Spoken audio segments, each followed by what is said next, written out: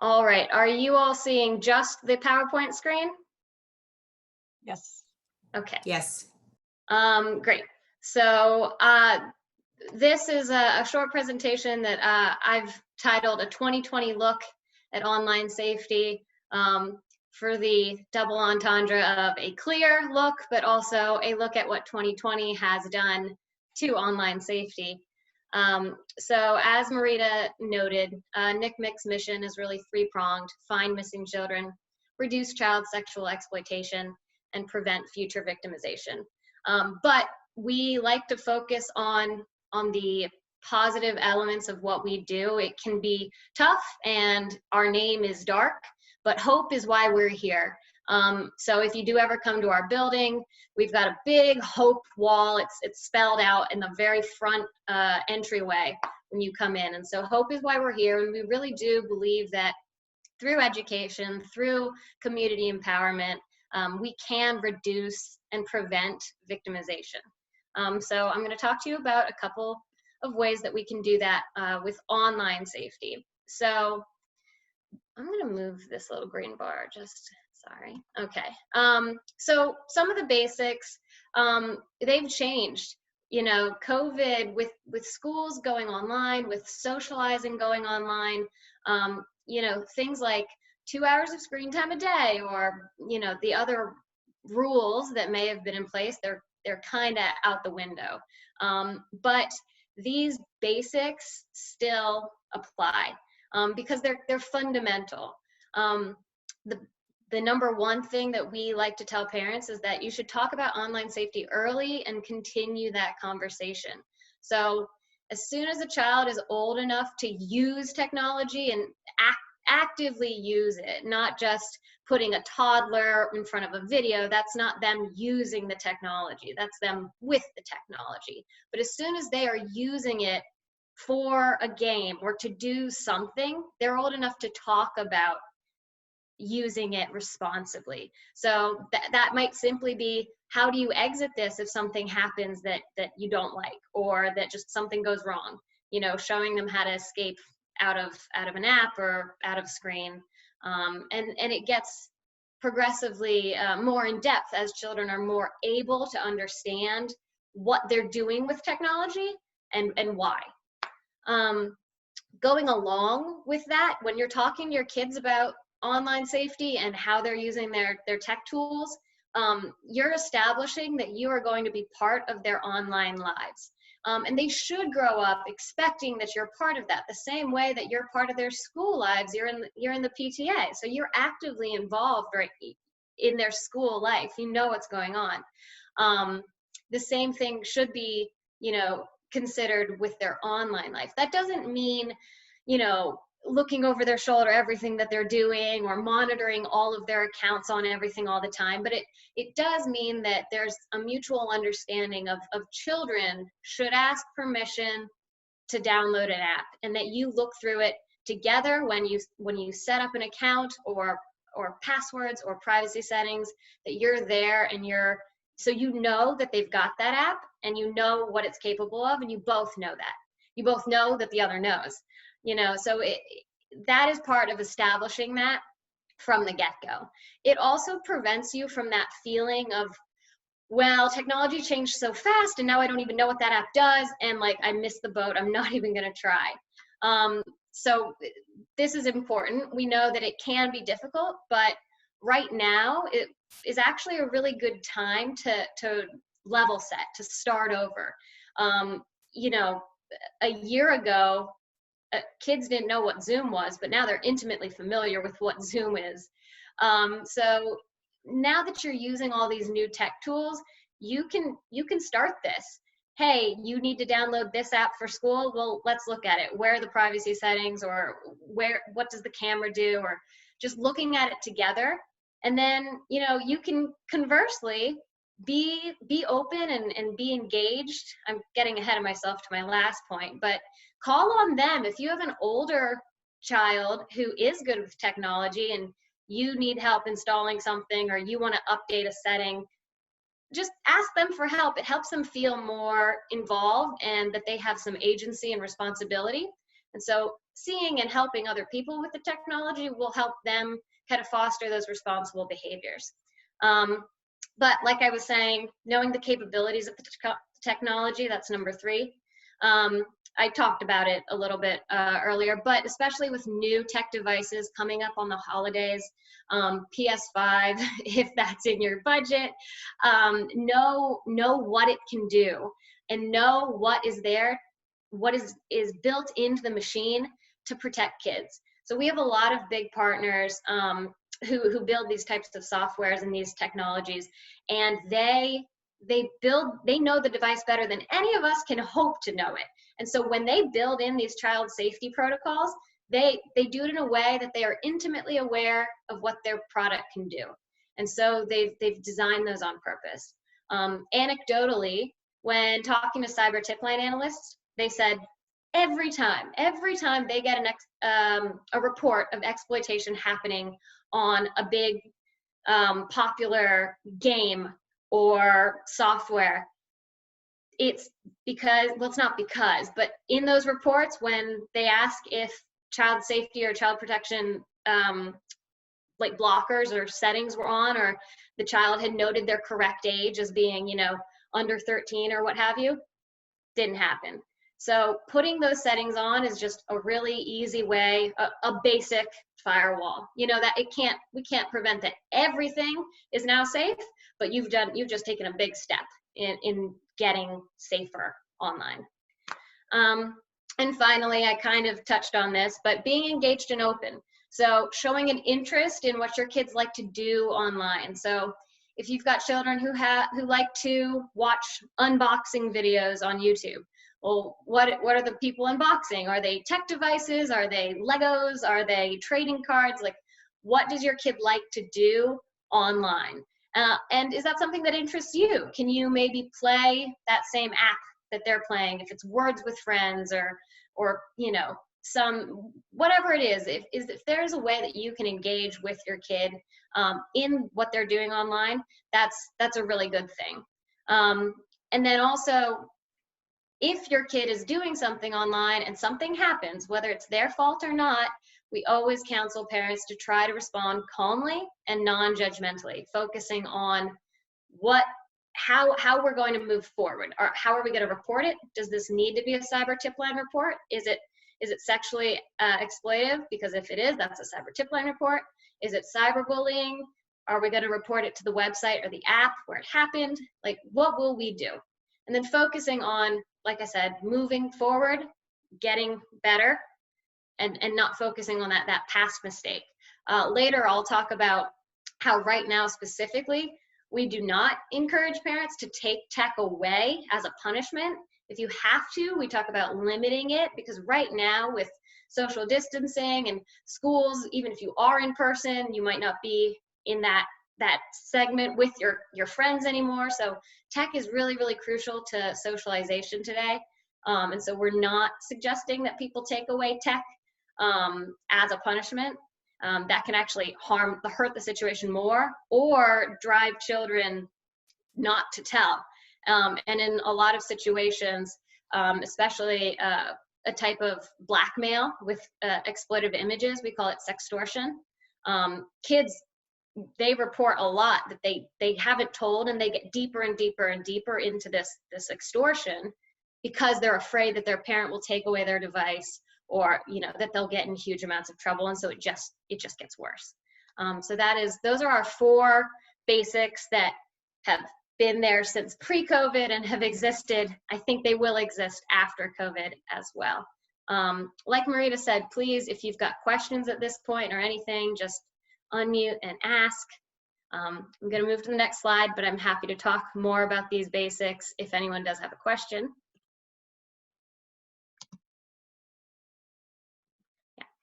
All right, so like I was saying, we do get reports from children, but we also get reports from internet service providers. So your Facebooks, your Twitters, whatever, if you provide an internet service and there is something exploitive happening, it gets reported to the cyber tip line. So our analysts, they went through these cyber tip line reports, and they pulled out the most common tactics that were used to entice children online. So at NCMEC, when we say online enticement, we basically mean any communication online between an adult and someone who is believed to be a child for sexual purposes or for an abduction. So I'll talk more about online enticement in coming slides, but so in this case, common tactics used to entice a child. Mostly in this case, the enticement is for sexual images. That is the #1 motivator of why these online offenders are contacting children. So the #1 way that they try to get these relationships happening with these children is through developing a rapport, through compliments, discussing shared interests, or liking or following posts. It is pretty scary sometimes when these reports come in, and it is clear that these open profiles that some children have,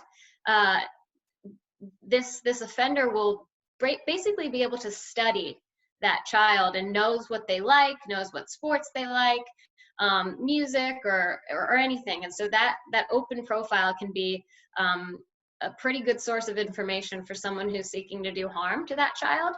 And right now, with more children online than before, there's just so much more access, so many more accounts, and it's hard to keep every account that you have, in mind and on private. And so where there's someone who's hoping to do harm to a child, that's one of the ways that they do it. They also engage in this sexual conversation or role playing, but it's a grooming method. That's not the goal. They don't just want to have those conversations. They want to progress those conversations to sexual images or videos. They know that children are naturally curious about sex, and that kids can go online to learn pretty much anything. And so they pretend to be there as someone who knows about sex or someone who wants to teach them about sex, and they prey upon those vulnerabilities. So, like I was saying, they try to move the conversation from just sexual conversations to just asking for sexually explicit images. Or they'll share. They'll say, if you send me nudes, I'll send you nudes of me. So it's a, quid pro quo. Nothing bad will happen because you'll have images of me and I'll have images of you, but then it's, mutually assured destruction. But that is often not the case, or it's not the actual offender in the pictures,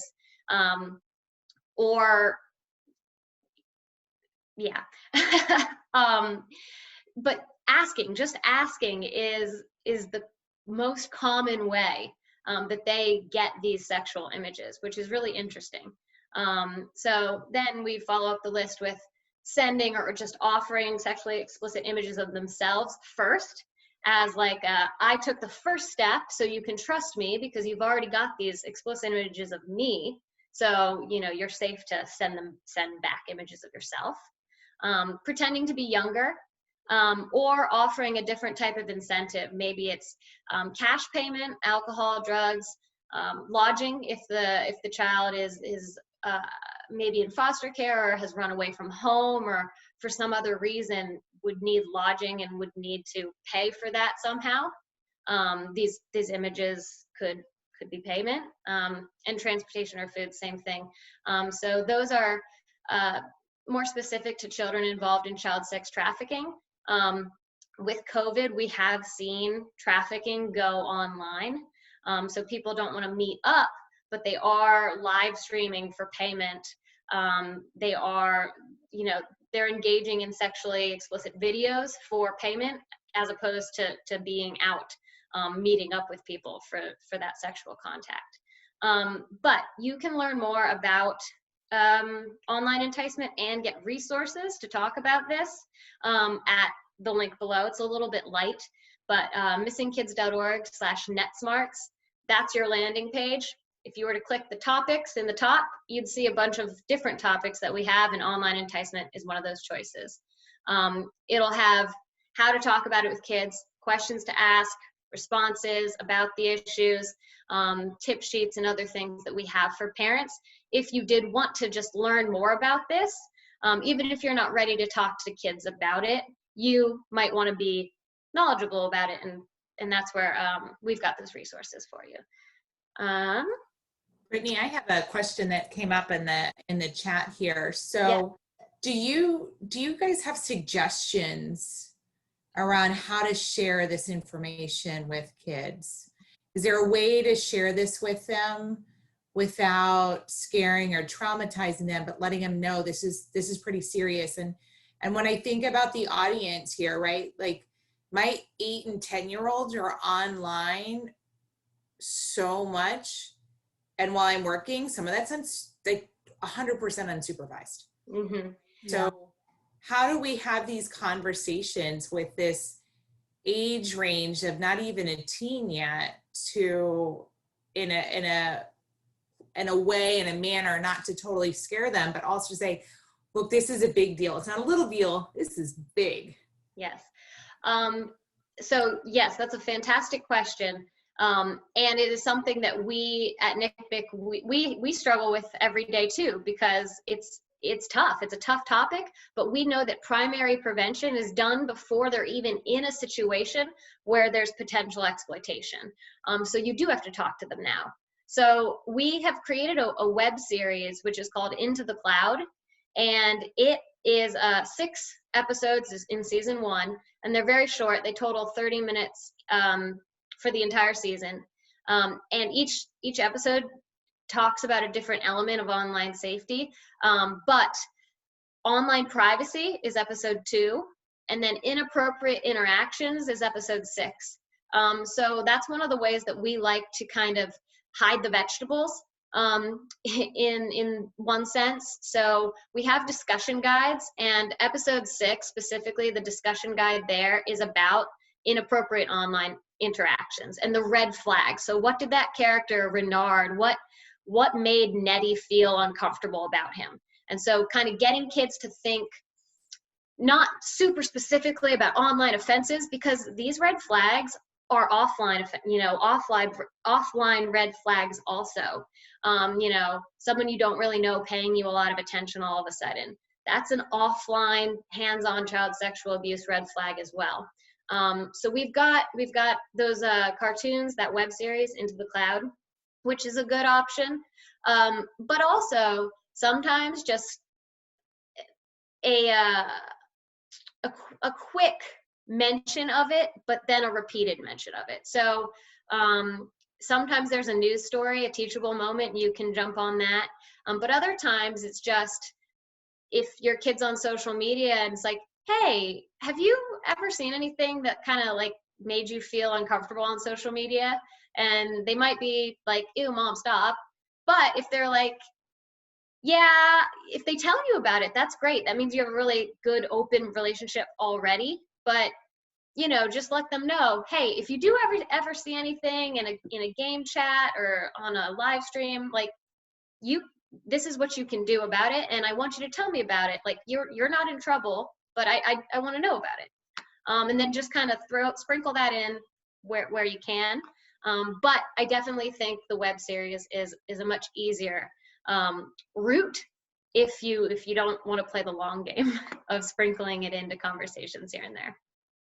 And I would only add to that, that for those of you, for the kids that are a little older and they may not, they may feel like they've aged out of like sort of something that's more younger, I would encourage you to go to our NetSmarts, ends with a Z.org, because we do have some other resources on there that are really great. And in fact, there's one that specifically talk about sexting, which is, one of the things that and it has a discussion guide. So just to follow up on everything Brittany said was perfect. But I do know that as a mom of kids that are older, and at some point they were they kind of hit middle school, and they weren't as interested in, maybe sort of some of the other tools we have. But we have some really great videos up there. And honestly, also to pick up on another thing Brittany said, is just take a look at the discussion guides, but then really have family meetings and at dinner time conversation. We always talk about how that's a really great time to or if you know, if you say, you know, like, hey guys, I want to talk to you a little bit about something that I've read about lately, and a bunch of us moms have been talking about, and that is the, you know, this phenomena where kids are asking kids to send nudes. Has it happened to you before? Do you feel like if it did happen, you'd be comfortable telling me? So I think, you know, and also similar to what Brittany said, the first couple times they are going to be like, no, mom, like enough. That's it. But after a few times, then it really does, when you set the tone that this is not a shame-filled conversation, this is just a, let's just talk about it, because it, you know, it's happening, and I'd like us to talk about it. You can sort of set the groundwork for having conversations. Certainly, the first couple conversations, maybe reviewing our discussion guides will be helpful, so that it comes up. Sometimes it's car rides, just even playing cards, something where maybe they don't have to stare at you, you know, you're playing a card game or something, and it can just be a conversation that comes up sort of somewhat organically. Or I mean, even I would say all of you has a great entree to just say, I had this, I said, you know, I was in a meeting on Wednesday, and this is what we talked about. Really got me thinking, you know, if you guys have confronted any of this, and then sort of like let it go from there. Yeah, those are really good ideas as well, Marita. All right. That was helpful. Yes, if any other questions about that pop up, please share them out, because we're going to keep talking about sextortion, which is a subset of online enticement. So this is actually a screen grab of a brand new tip sheet that we just released this month, and it is called Sextortion: What Parents Should Know. So sextortion is a portmanteau of sexual extortion. Sextortion. Apparently NCMEC coined that term, so you heard it here. But it can happen from a peer and also an unknown offender. So actually, 60% of the time, victims of sextortion knew their blackmailer. So like you see here on the right, when it's someone known, that it's often an ex-romantic partner, or the relationship is already on the rocks, and they're using those images to either force the victim to stay in the relationship as a threat, or they are trying to get that person to return to the relationship. So they threaten to send them to friends and family or to school. If children are older, we've seen it where they've threatened to send them to their university that they've been accepted to, so that they won't get to go. You know, that's what they say. And so they'll use it for that relationship, to keep them in the relationship or to make them come back. But often they'll use it to get additional sexual content. So they want more images. And that is overwhelmingly, that is the main motive of an unknown offender. So someone that this child has only really interacted with online. So one big red flag of this is that if they've moved the child from one platform to another platform, so maybe they meet in a gaming thread, they move, they say, hey, we should talk in WhatsApp, and they go over to WhatsApp. I'm just naming different apps. They could move them to any different platform, but moving platforms is a red flag that they're getting ready to end up on a platform that is harder to trace, maybe that's fully encrypted, so that they can ask for something nefarious, like those exploitative images of a child. So some of the ways that they'll coerce a kid into getting those images is just like those online enticement, those lures. They'll offer something of value, like money or drugs, or really anything that they have seen from their study of the child that will interest that kid. Sometimes we see they pretend to work for modeling agencies. So, you know, they'll end up with lingerie photos or bikini photos, and they'll progress it from there, developing that false rapport. secretly recording the videos. So one thing that NCMEC has seen recently is the use of live streaming, like exploitative live streaming, and they're sometimes for payment. But there is a false sense of security with live streaming, in that it's not moderated and it's not being recorded, so it's going to go away once it's done. So people may be more inclined to do something on live stream that they wouldn't do on a recorded video. But the thing about a live stream is that you cannot be sure that the other person is not recording it somehow. So we've seen secretly recording explicit videos when the person doesn't know, threatening to physically hurt the child or their family or their friends if they don't send more images, using multiple personas and identities to contact that child. So sometimes you have an offender who then has other accounts who will also follow that child, and they'll be like, oh yeah, that's normal. He asked for lingerie pictures, did the same thing for me, and now I work at this modeling agency, but it's all the same person. It's just, it's a coordinated attack, really.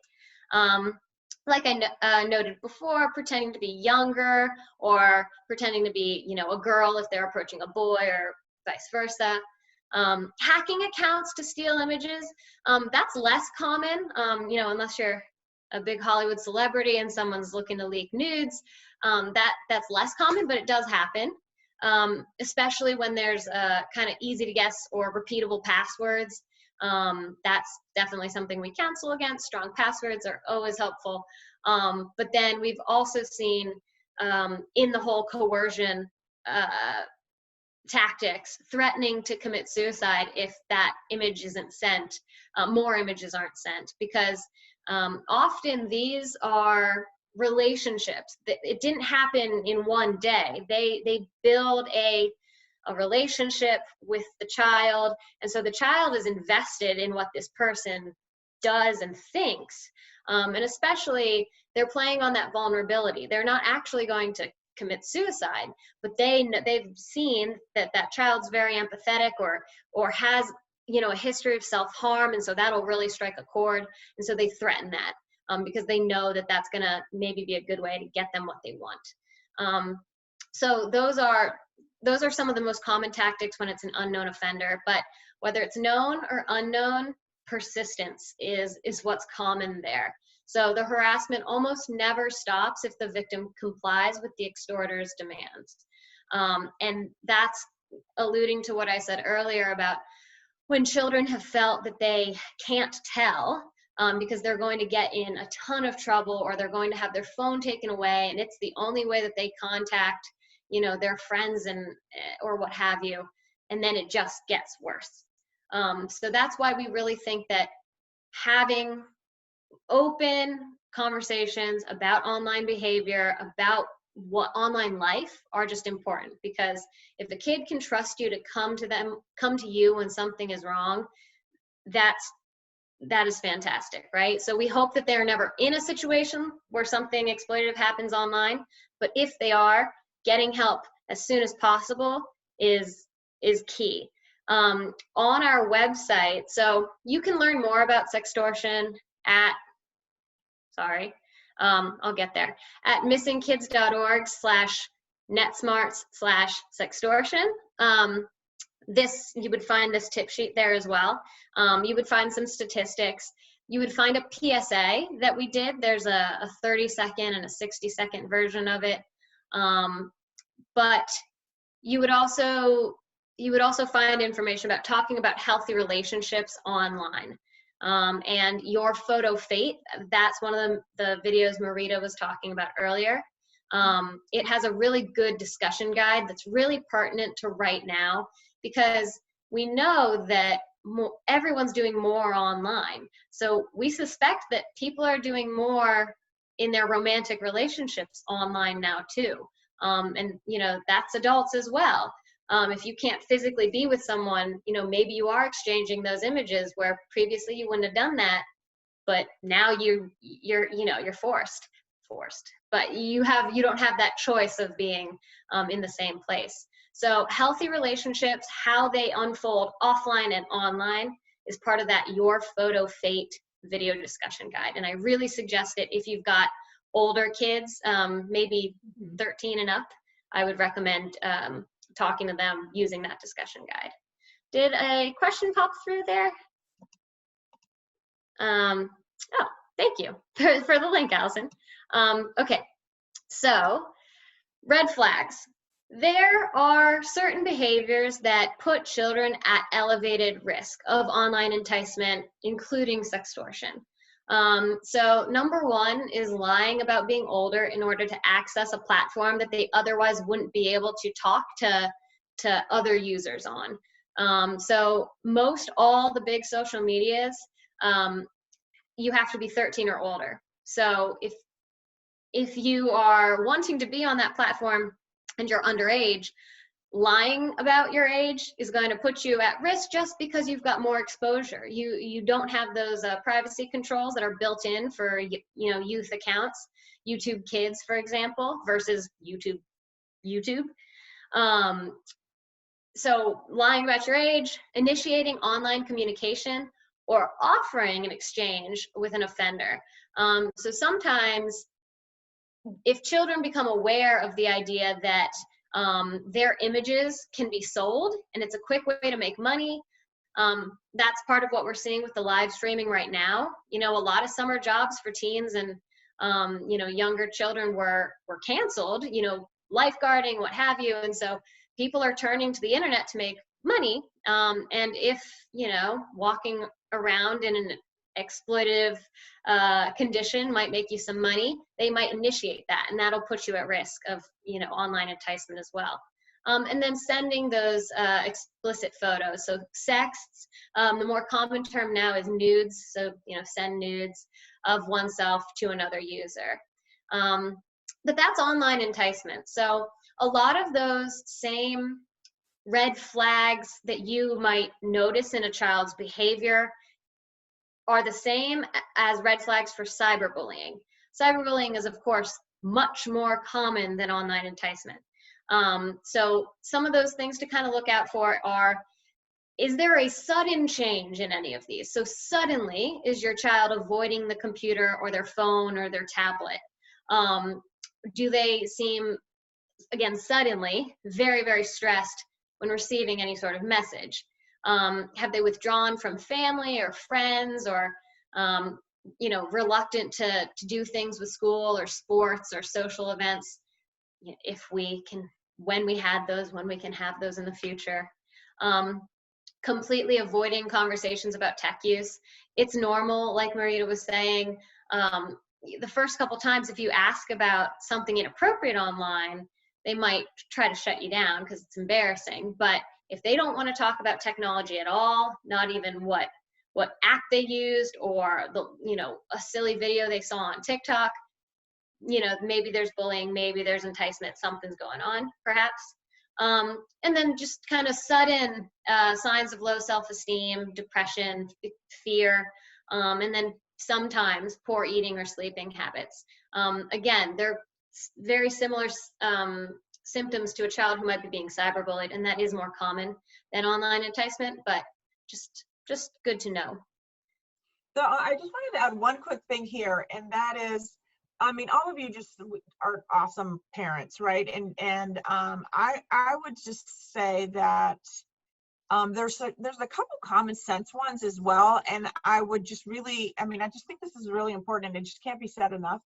And one is, as a parent, trust your gut. If your child is in the room and just has the door closed and has it locked, and you guys have a no lock rule, or you notice you walk in the room and they immediately shut the computer down and start hitting tabs, or and you're wondering to yourself, okay, how much is this angst, and they just want me out of the room versus I feel like something more is going on here. I would really and I think that when I talk to parents and over the years that have then found out that their child was involved or in a situation that they were having a very hard time getting out of that involved some level of sexual exploitation, inevitably a parent got to a point where they sensed something was up, but they just felt like, well, I wanted to respect her or his privacy, or I didn't want to push too hard.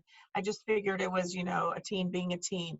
So, I mean, that's another one that I would add to this list, is that, being in the room a lot with the door closed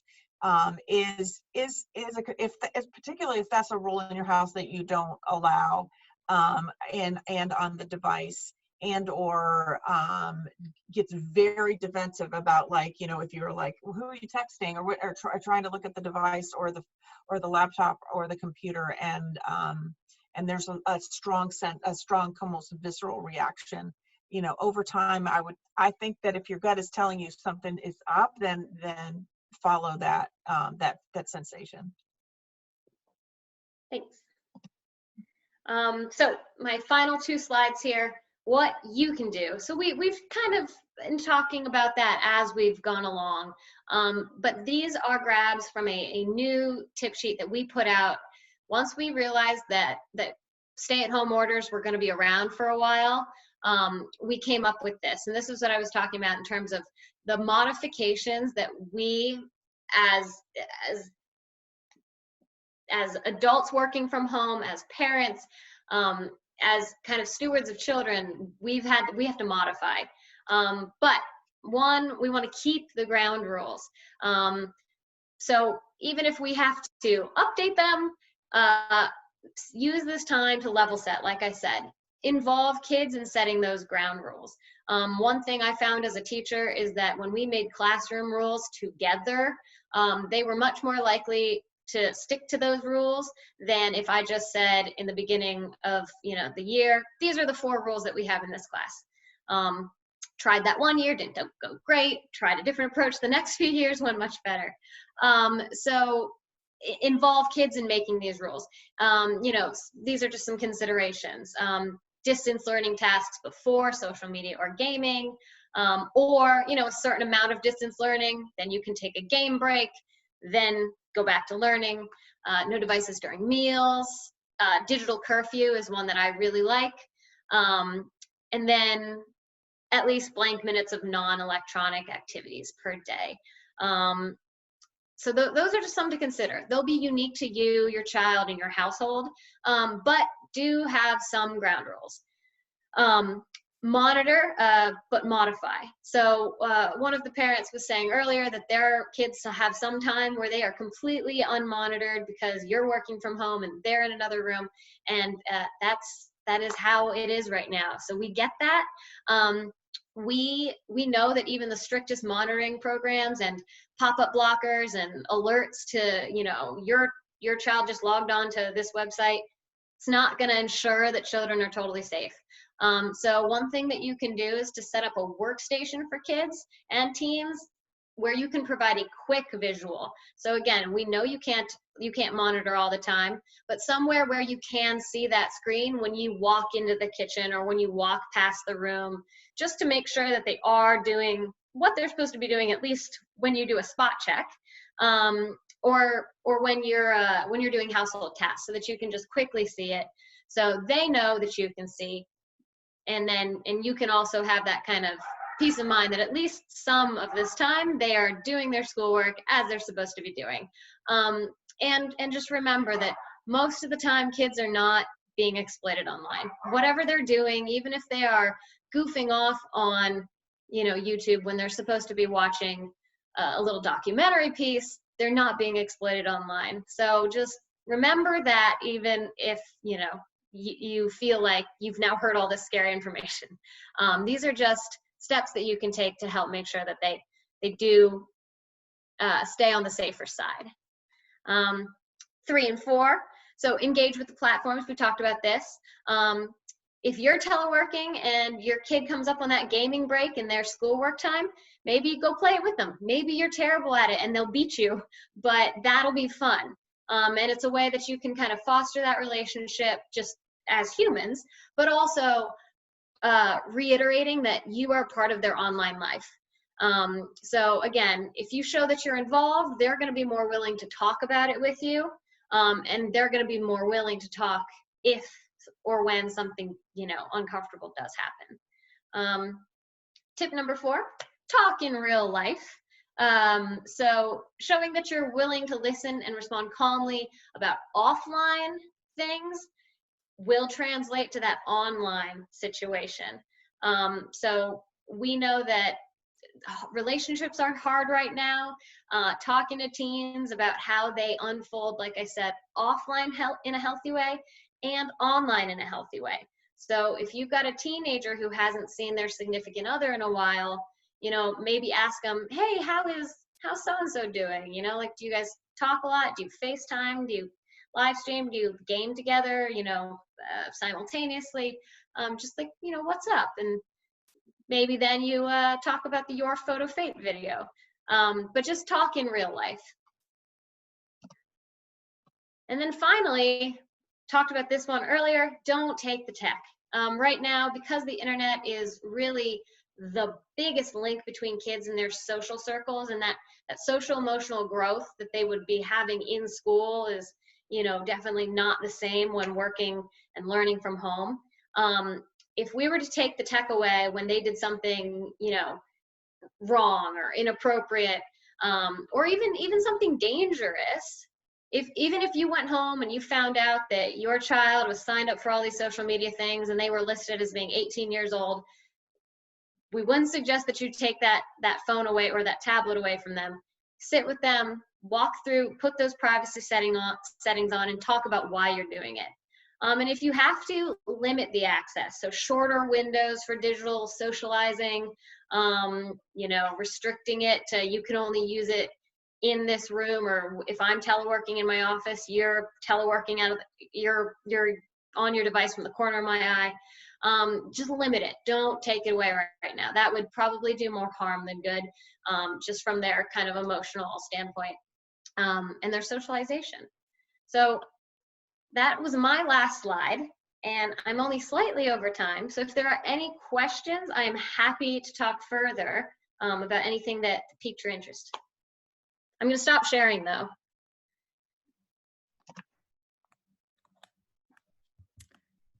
Thank you guys so much. It doesn't look like we have questions in the chat, but we did get a couple of questions beforehand in the RSVP form. And let me just try to pull that up right now. So the first question is, how does Discord work? And how should parents try to monitor their kids' use of it? Okay. So Discord is a game streaming application, and basically you are able to play a game while simultaneously chatting about it. Monitoring it, again, well, it depends on how old the child is, but certainly making sure the settings are private, checking their username to make sure it's not giving away too much information. You know, is it all 3 of their initials and their birthday? You know, things like that. Is it a username that they use on multiple platforms? That's a way that we've seen offenders kind of track down and learn about a victim, is because they use that same username. And so they're like, oh, you do Final Fantasy, cool, noted, and you're also, they've got all these platforms that they can now learn from. So that's one way. But again, gaming, the best way would be to game with your kid at least a couple times, because then you've kind of put them on notice that you're aware that they're gaming and that they're playing with Discord at the same time. But, you know, just talk to them about why they're using Discord. Are they exclusively talking about the game, or are they kind of breaking off into other conversations about, you know, with users? Are they like forming relationships, you know, with other gamers, or are they just talking about the game and strategy and level cheat codes? Because there's a big difference, right? Thank you. Actually, I had no idea that even existed, and I'm sure that's in my future. Okay, so the other question is, any conversation starters or questions for preteens and teenagers that help open conversation rather than making them feel embarrassed or confrontational. I think you touched on that more towards the beginning. Any good go-to websites that gives parents a snapshot of different websites or apps that are popular among kids and what may be a danger to kids there and what parental controls they have? Sure. So we, missingkids.org/netsmarts/topics would be a great place for that person to go to get discussion starters about anything in particular they wanted to talk about. So every single topic, so we've got sexting, sextortion, live streaming, cyberbullying, we've got them all. And on every single one, we have things you can ask, things you can reinforce. So that's a really great place to start. As for a website that kind of keeps tabs on what the latest apps are and what they do and whether they're safe, NCMEC, we do not do that because they're always changing. And so we really stress the fundamentals of, if you're having these conversations and these principled talks early on, then those kids can apply it to whatever other game or app that comes along that we can't even fathom what might be a safety issue for it because it doesn't exist. So NCMEC doesn't do that. Marita, I don't know if you know of a partner. Common Sense Media might, but I'm not 100% sure.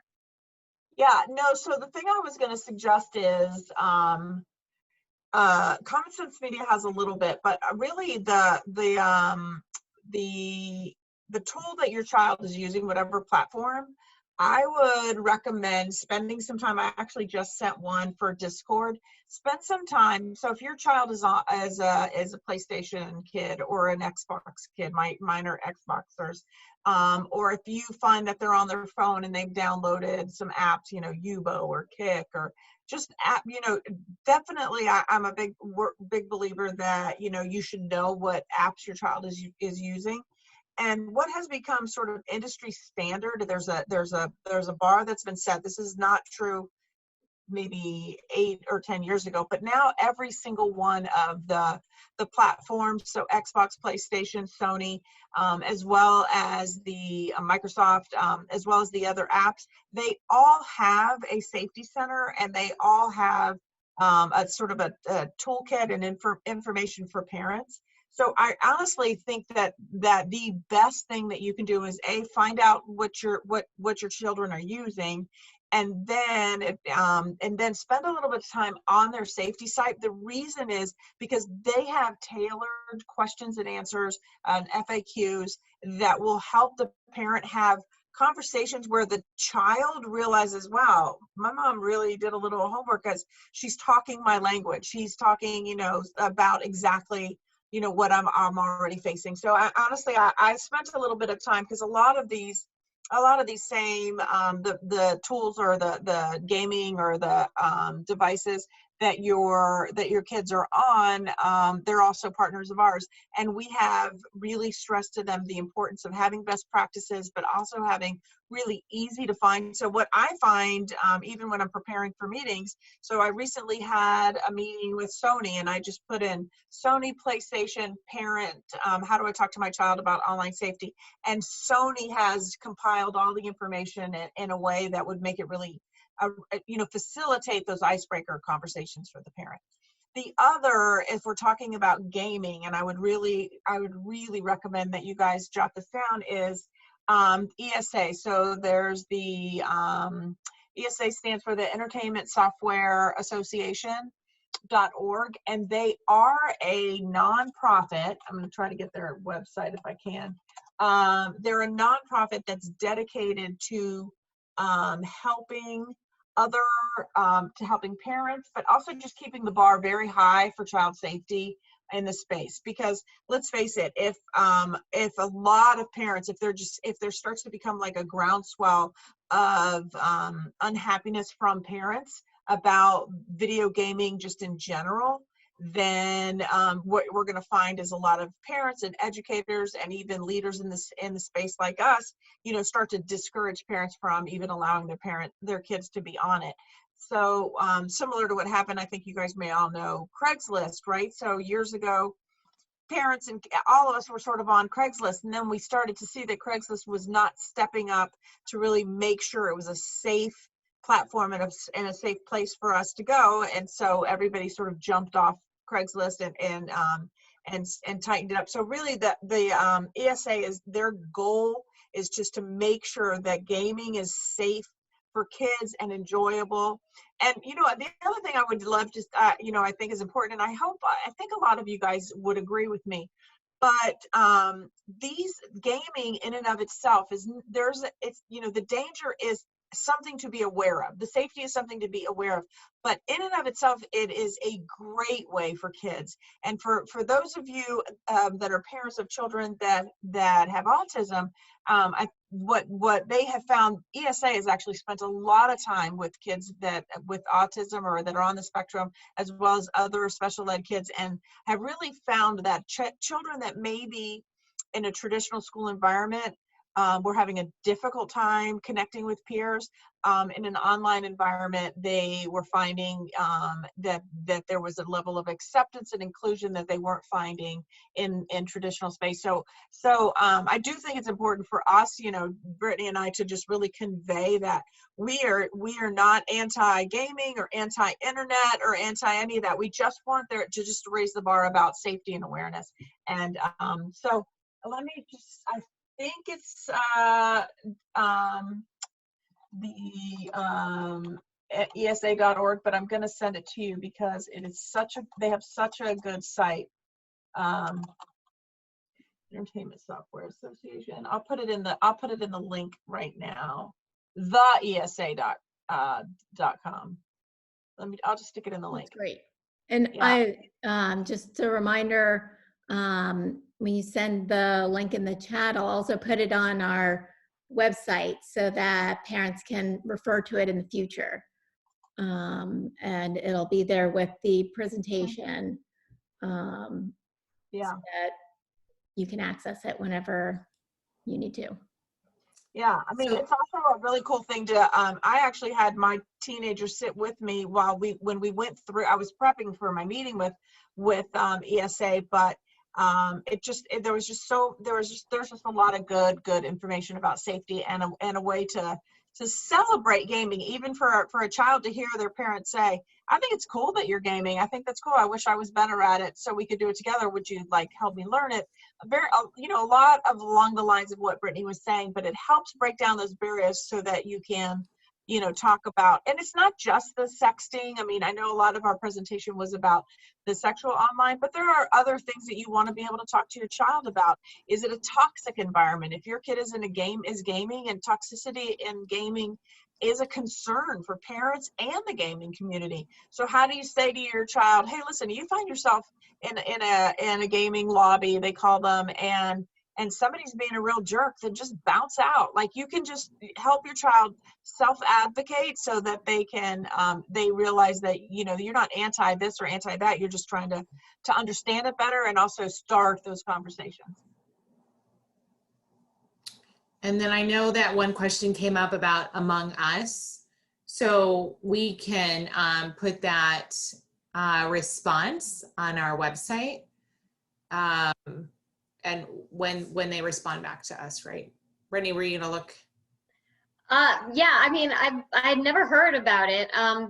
They're due, if you Googled Among Us safety, there's an article written from a UK, like, you know, safety organization, and they go through the features. There seem to be in-app purchases. There are some public features, but there are privacy settings. And so, you know, overall, it would be something that, you know, we'd suggest you look into that information and then decide whether or not you want to download that with your kid, because it's also a paid app, so they would have to have a credit card to do it.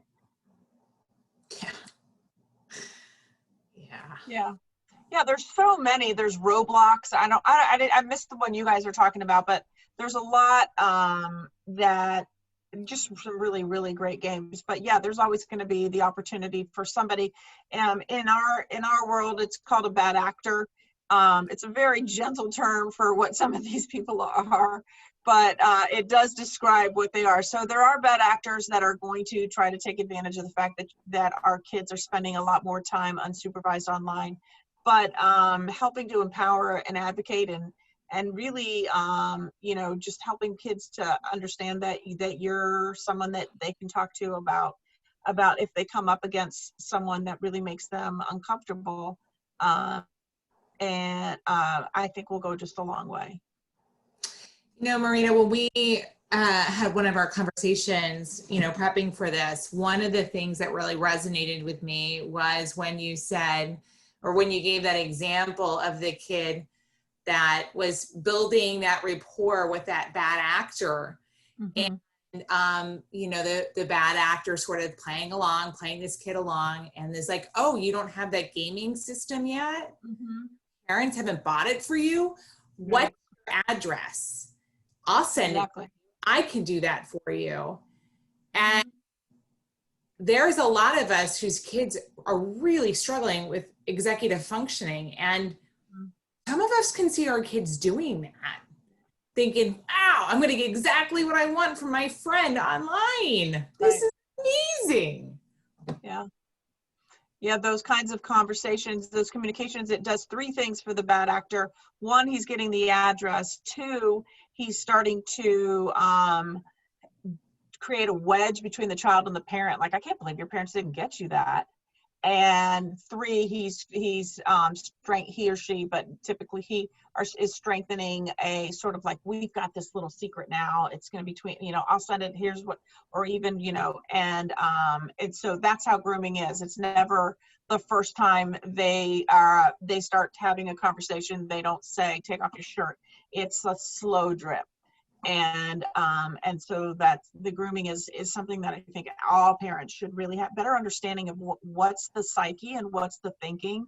And the good news about that is there is enough time for all of us as parents to start to see the flags, as Brittany mentioned, a child that's withdrawn and defensive and all the other things that she mentioned, and we can start to intervene before most hopefully before you know, it got too bad. But yeah.